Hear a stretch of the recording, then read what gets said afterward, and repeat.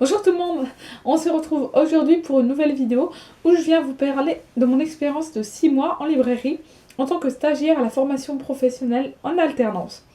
Je sais que Audrey de Lectrice Passionnée a fait une vidéo de ce style il y a quelques jours, donc je vous mets le lien de sa vidéo en barre d'infos si ça vous intéresse. Je vous encourage à aller la voir, c'est un petit peu long mais c'est vraiment super intéressant et je pense que nos deux vidéos peuvent être complémentaires, on va dire des choses différentes. On n'a pas vécu la même expérience, pas le même temps en librairie, pas la même librairie, et bah forcément on est des personnes différentes, donc on n'a pas la même vision des choses tout simplement. Donc voilà, si le sujet vous intéresse, je vous encourage à aller voir sa vidéo et à regarder la mienne.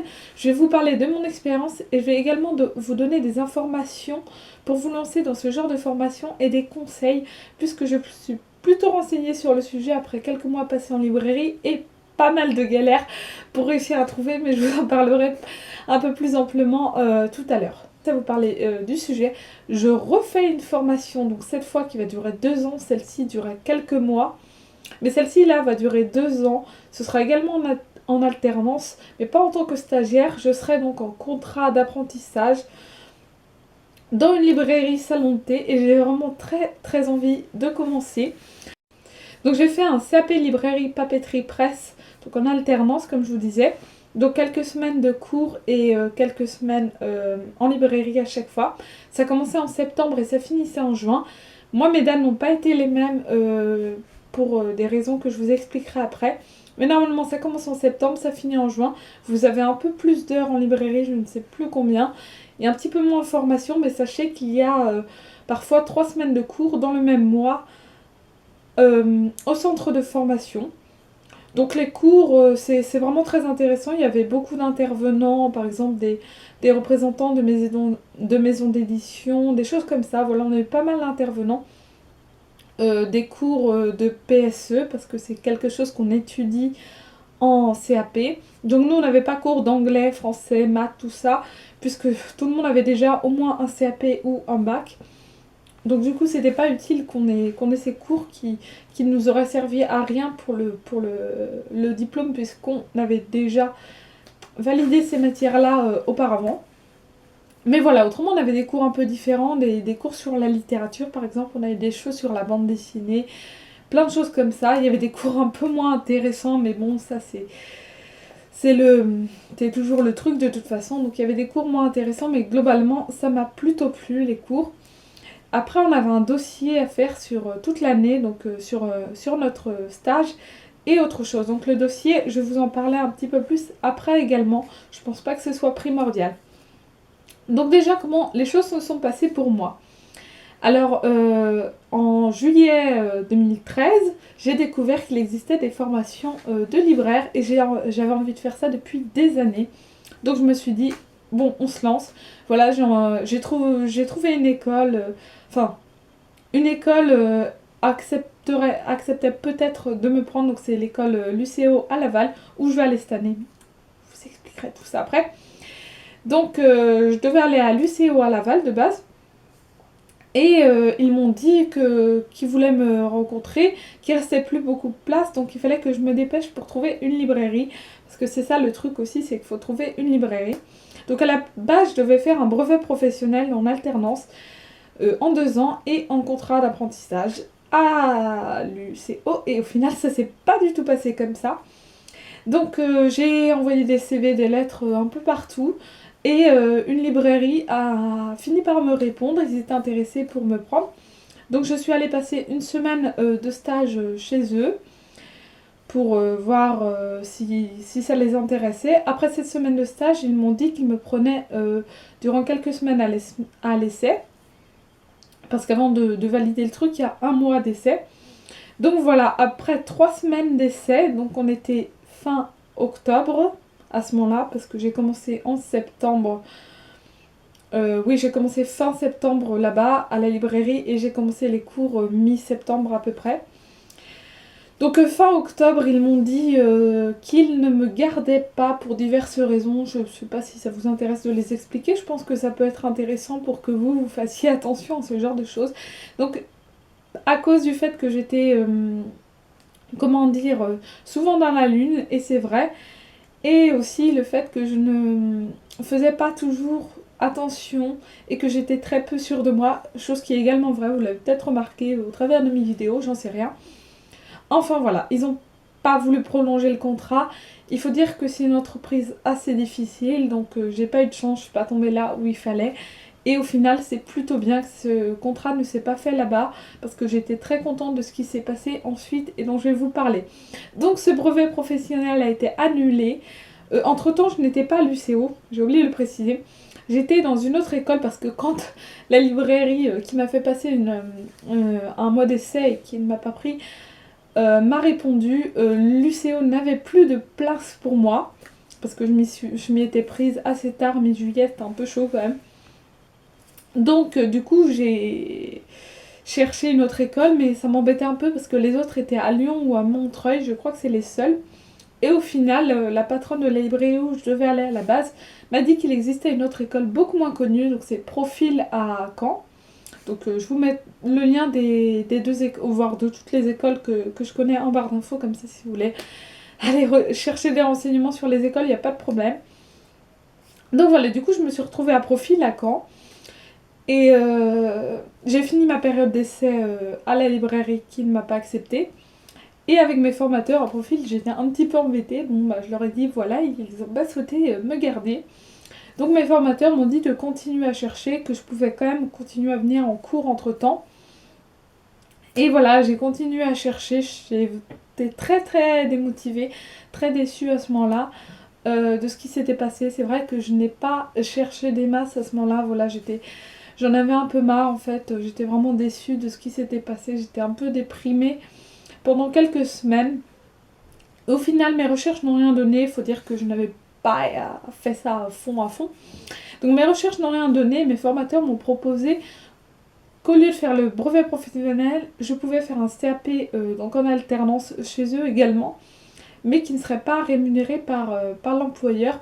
Donc c'est carrément plus intéressant pour l'employeur et carrément plus intéressant du coup de trouver une entreprise. C'est pour ça, si jamais vous voulez vous lancer là-dedans et que de trouver un brevet professionnel c'est compliqué, le CAP ça peut être une alternative pour une année, c'est un peu ce que j'ai fait moi, pour avoir le temps de retomber sur vos pieds et de rechercher une entreprise ensuite.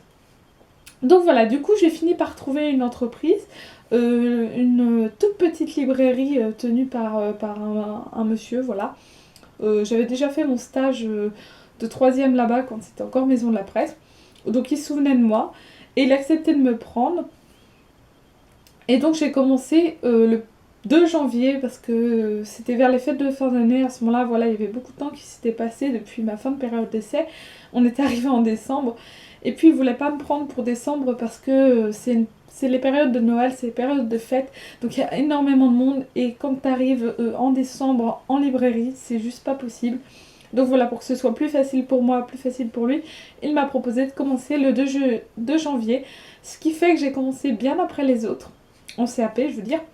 Que mon CAP, je l'ai commencé assez tardivement, du coup. Et ça s'est prolongé jusqu'à mi-juillet, alors que normalement, ça aurait dû s'arrêter en juin. Il fallait que je fasse toutes mes heures, donc on a dû voir ça pour que je puisse faire toutes mes heures.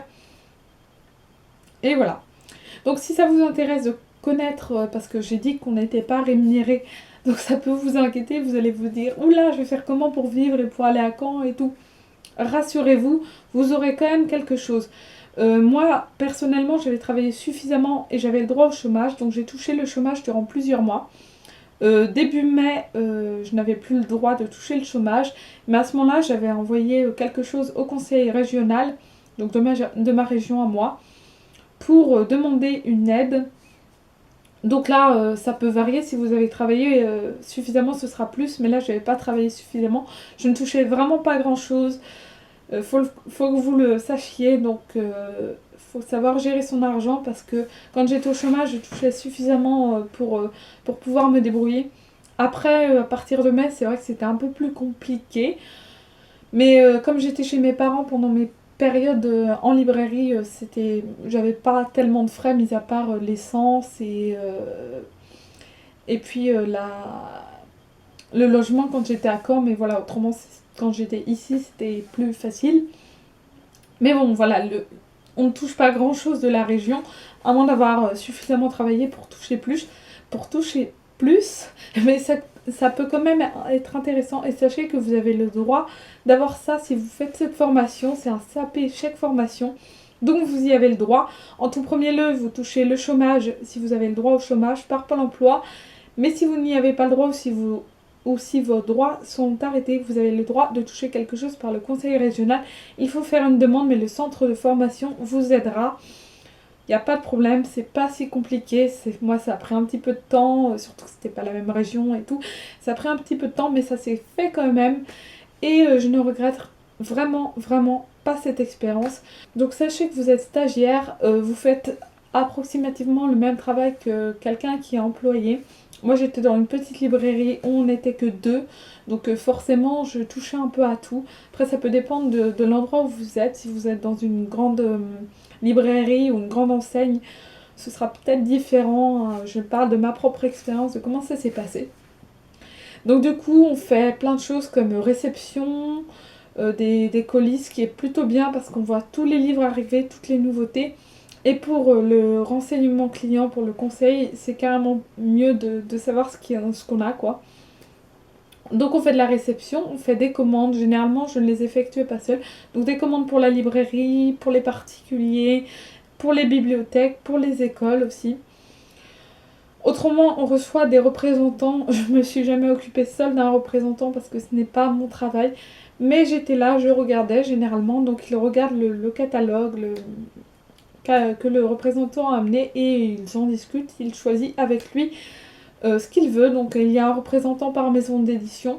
Certaines maisons d'édition n'envoient pas de représentants ou pas dans toutes les librairies. Ça va dépendre de comment vous commandez chez eux. Mais lui, il y avait quelques représentants qui venaient, mais pas énormément non plus. C'est une petite librairie, donc dans les grandes librairies, je pense qu'il y a encore plus de représentants que ça. Donc voilà globalement ce qu'on faisait, aussi un petit peu de rangement, quoi, remettre un peu les piles bien, faire du réassort si jamais il manque des livres, recommander des livres si on s'aperçoit qu'il n'y en a plus. Et aussi beaucoup renseigner les clients. Donc voilà, ça peut être tout simplement oui, où est ce livre-là? Bon, bah il est là, et puis voilà. Le client cherche juste un livre précis, donc on ne va pas l'embêter plus longtemps. Par contre, il y a beaucoup de conseils, particulièrement dans cette librairie-là, qui est une petite librairie de proximité avec une clientèle d'habitués qui aime avoir du conseil. Et franchement, ce qui m'a le plus plu complètement, c'était le conseil, mais vraiment à fond. J'en ai fait pas mal, donc au début c'est un petit peu, comment dire, dur, parce qu'en fait on se rend compte qu'on connaît pas tellement de choses et on voit tous ces livres autour de nous, on est un peu impressionné, on se dit mince, qu'est-ce que je vais pouvoir conseiller? Parce que la personne va par exemple nous demander un livre pour un gamin de 10 ans qui aime le foot, ou je ne sais quoi, enfin voilà. Ça peut être plein de choses, ça peut être très varié, parfois ça peut être très simple, vous allez vous dire pof, ce livre-là, et vous allez en conseiller un ou deux ou trois. C'est selon, c'est toujours bien d'en conseiller plusieurs pour que la personne ait le choix. Pas trop non plus, parce que sinon on l'inonde de choix. Mais c'est bien d'en conseiller plusieurs pour que la personne puisse quand même avoir un minimum de choix. Donc voilà, moi c'est vrai que j'aimais beaucoup beaucoup faire de conseils, même si parfois j'étais un peu perdue et je ne savais pas forcément répondre à la demande du client. En général, je leur disais que je n'avais par exemple pas lu ce livre-là ou que je ne connaissais pas suffisamment les librairies pour les aider. Mais au fur et à mesure du temps, c'est vrai que ça s'est amélioré. J'ai lu un peu de tout, j'ai connu de mieux en mieux les rayons, le stock et j'ai réussi à m'en sortir la plupart du temps toute seule. Après, autre chose carrément moins sympa, on fait de la caisse. Donc là, il faut être très attentif à ne pas faire d'erreur, à bien rendre la monnaie.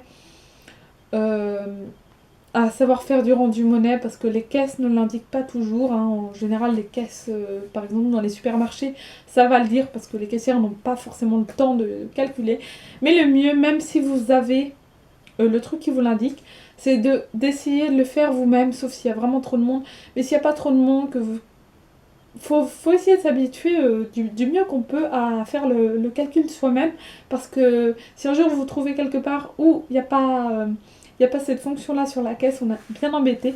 Donc je vous conseille vraiment d'essayer de faire le rendu monnaie vous-même tant que possible, sauf si vous êtes pas sûr de vous, vous vérifiez, mais autrement, en général, ça va, c'est pas ce qu'il y a de plus compliqué. Moi, je suis pas très très douée en calcul mental pourtant, mais je m'en sortais à peu près. Et quand j'étais pas sûre de moi, je tapais le truc pour être sûre de ne pas faire de boulettes. Donc voilà, il y a les encaissements en chèque, en carte bancaire ou en espèces, voilà, tout simplement comme dans tout commerce, hein, je pense que ça vous en doutez. Donc autrement, à part ça, il y a aussi l'inventaire et ça, je l'ai fait une fois, en général c'est fait 1 ou 2 fois par an, tout dépend des enseignes. C'est toujours fait au moins 1 fois par an. Et c'est vraiment le truc le plus insupportable, je pense, dans le commerce en général. Donc l'inventaire, pour vous expliquer, il s'agit de compter le nombre de livres, dans ce cas-là, pour chaque référence. Et c'est très long, c'est très chiant. Donc là, cette année, j'étais là un jour où normalement on était fermé. Donc j'ai eu mon samedi, du coup ça c'était plutôt cool. Mais j'étais là, un jour on était fermé pour faire l'inventaire et c'est vrai que c'est pas ce qu'il y a de plus amusant. Donc bon bah voilà, je pense avoir à peu près tout dit sur les tâches à accomplir, hein. C'est vrai que ça revient assez souvent. Il y a des moments où on n'a rien à faire, ça m'est arrivé, mais c'est vrai que ces moments-là c'était assez compliqué, donc j'essayais de faire un peu de rangement, un peu de ménage, où je feuilletais des livres, je lisais des albums, je regardais les résumés, voilà, j'essayais de m'occuper. Mais sachez que un libraire n'a pas le temps de lire, ou même si on a le temps, ça ne se fait pas tout simplement. Parce que devant le client, c'est un peu moyen, donc voilà, je ne me permettais pas de lire, sauf quelques albums, parce que ça prend 2 minutes, mais autrement, non. Sauf les résumés, c'est vrai que j'étais beaucoup en train de regarder les résumés quand je n'avais rien à faire. Donc bon voilà, je pense avoir à peu près tout dit sur les tâches à accomplir en librairie. Donc je vais vous donner un petit peu d'informations sur ce que vous pouvez faire pour faire un CAP ou un BP. Je vais vous mettre plusieurs écoles. Il y a autre chose comme DUT du livre, seulement je ne peux pas trop vous renseigner là-dessus puisque c'est pas du tout ce sur quoi je me suis dirigée. Mais en tout cas pour le CAP ou le BP, là on est fin août. Donc si vous voulez le faire cette année, il faudra se dépêcher. C'est encore possible, hein, c'est encore possible je pense, mais il faudra se dépêcher. Donc vraiment, si vous voyez cette vidéo, que vous dites je veux faire ça cette année parce que vous n'avez rien à faire, parce que vous êtes au chômage ou que je ne sais quoi, essayez quand même de vous lancer, faites les démarches, et si vous ne trouvez pas, tant pis, vous retenterez votre chance l'année prochaine, mais essayez quand même si vous voulez le faire cette année. C'est un peu tard, mais ce n'est pas foutu non plus. Il y a plusieurs écoles, je sais que cette année je vais être à l'UCO à Laval et pas à Profil, parce que la librairie où je vais aller, ils préfèrent faire un contrat d'apprentissage plutôt qu'un contrat de professionnalisation. Donc là aussi il y a quelques différences, mais je ne vais pas les expliquer maintenant parce que c'est pas le but, là c'était pour vous parler du CAP. Donc voilà, si vous voulez vous lancer, n'hésitez pas à aller voir les informations sur les écoles. Je sais qu'il y en a au moins 4, peut-être une 5e, mais je ne sais pas du tout où elle est. En tout cas, il y a Profil, il y a l'UCO, il y a celle de Montreuil et il y en a une à Lyon. Donc voilà, si vous habitez dans ces coins-là, que vous n'êtes pas très loin et que vous êtes prêt à vous lancer dans ce genre de formation, n'hésitez pas.